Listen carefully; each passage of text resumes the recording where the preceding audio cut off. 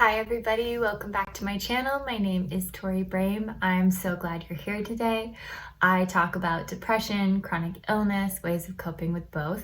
Today I want to talk about the 5 most common questions that I get asked and my responses to all of them. The first question I get asked often is, how do I start a YouTube channel? I don't know where to start.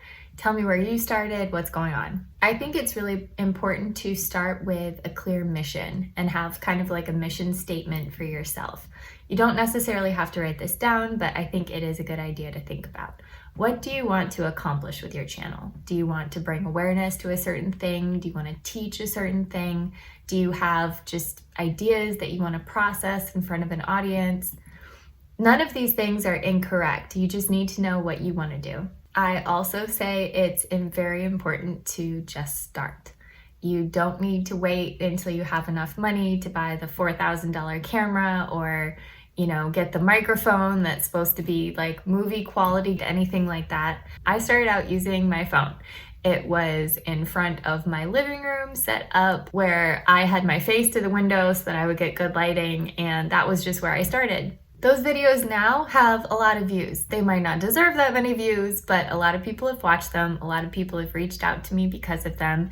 And I'm very thankful that I just started with my story. Usually after I tell that to people, they ask me, well, how often do I post? What's the best way?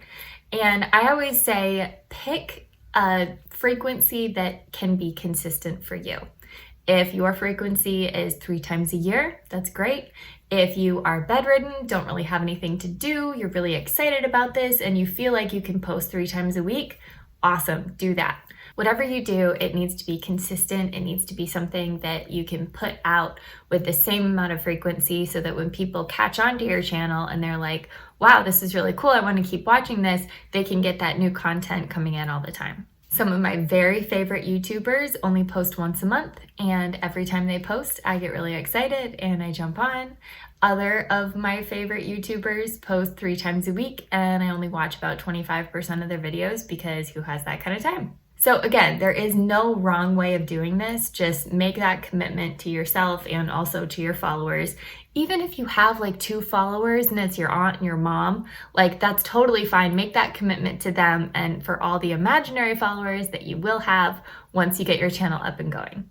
All right, this is a question that I probably get asked the most, especially from people either struggling with chronic illness or depression, some kind of chronic condition that is invisible. It's, how do I know what to share and what is too much information? And to this, I always say, make sure that it's something that you can put out there without it changing your mental health in any way. What I mean by that is if it is something too close to your heart, too vulnerable, something that if you put it out there, your mental health really depends on how it is received, that is something that you are not ready to share yet. If it is something that is older, maybe it happened to you when you were a kid, or it happened to you a few years ago and it's something that you've processed, cried about, now it's just kind of rote information to you, and you put it out there and you don't really care if somebody is just like, oh, you're a saint, or oh, you're a piece of crap, like it doesn't really matter because it's just something that happened and you were just sharing it, that is something that you are ready to share. Now, with that being said, there are sensitive things that you might cry while you're sharing, but as long as you know that your perception of yourself or your perception of the situation does not depend on other people's reactions to that information, then I think you're ready to share it. As far as things being TMI, have you guys seen YouTube? Really? Ever? Because there's so much stuff on YouTube that is too much information, and guess what? It has a ton of views because people need too much information. They have very specific, very individualized questions that they're too afraid to maybe even ask their doctor, like, too afraid to talk to a friend about or a family member or anything like that. And they're Googling on their phone in the middle of the night, trying to see if anybody else has had this problem. So if it is something that you are okay with sharing, I say go ahead and share it, because that's what we're trying to build here. That's what I'm trying to build here, is something where people can talk about their experiences and help other people who have had the same experiences, who are not ready to share it with people who are face to face yet. So basically, my entire answer to that question boils down to, how do you feel about it? Do you feel like you're ready to share it? And also, is it something that you are comfortable with sharing as far as, the TMI thing? So don't let your decision depend on other people or how other people might perceive that, because for every one person that's going to judge you, I guarantee there's 3 people who it's going to answer a burning question for. So just let it be about you. Just decide whether or not you want to do that for yourself. Okay, another big one that I get is, what kind of videos do I make?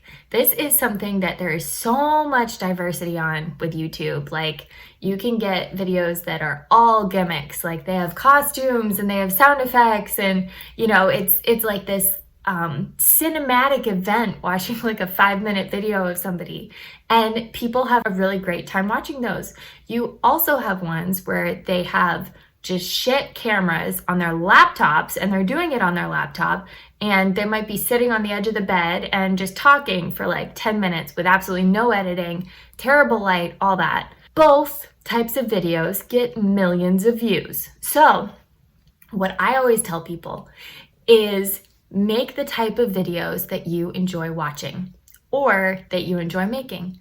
So for me, most of the people I watch are literally sitting there talking to the camera. That is what I enjoy watching. That is what I enjoy making. I don't like sound effects. I don't like music playing over my words. That's distracting to me and I hate it. And I just really enjoy seeing somebody's face, having them tell me their information, and then getting out. Like, that is my favorite thing. So I also don't like videos that are like over 20 minutes. That's a personal thing for me. Unless it's an interview, that one I can take in small doses, and I like that. That's why I post long interviews. So my advice for that one is, make the type of videos that you enjoy watching. So the last question is not really a question, but I get it so often whenever I have this conversation with somebody that's looking to start. And it's, what if people laugh at me? What if people make fun of me? This is something I definitely struggled with myself. YouTube, you don't know who is going to be watching. You don't know how many people are going to be watching. You don't know what kind of preconceived notions they have about you going into it, and what you're confirming or disproving when they watch your video, because you're really not in charge of that. So it can be really daunting to make that kind of content where just anybody can see it at any time. But the good thing about the internet is, most likely if they're making fun of you, you don't know about it, because they're making fun of you to your friends, and they're like, sharing your video, being like, look at this asshat, to their friends, and you're just chalking up the views. I don't know if you guys know this, but I actually have a somewhat successful cat video. It was by mistake. I posted it. I didn't even know that I had a YouTube, and then I had one, and so I just posted it. And like 3 years later, it went viral. It's this. So yeah, as you can see, people went absolutely nutso for that. And I have gotten a lot of comments, thousands actually, over the years since that thing got popular. And probably about 1 or 2% of those comments are negative. I would say that is consistent for all the comments I've gotten. Probably 1 or 2% are negative. Usually if somebody takes the time to comment, it's because they either have something to add, something to praise, or a question for you to answer. But how I handled those negative comments is, but you watched my video. I literally always think that whenever somebody is like, this is the biggest piece of crap I've ever seen. I'm like, thank you for the view. I just got another view because of that. And I got another comment, which marks up on my engagement, which means I get more money from AdSense. So boom, thank you for your comment, sir or ma'am or robot. So my advice with that is if you're afraid people won't like you, that they're just going to say that you're full of crap and you're never going to be anything like that, they will, and that's okay. And there's literally no person ever who became anything without people saying that to them. So it's totally fine. Roll with the punches, and honestly, just try to get okay with that before it actually happens, so that when it does happen, you know what to do and you know how to talk to yourself and you know how to respond. Set up a plan for that, because it will happen eventually.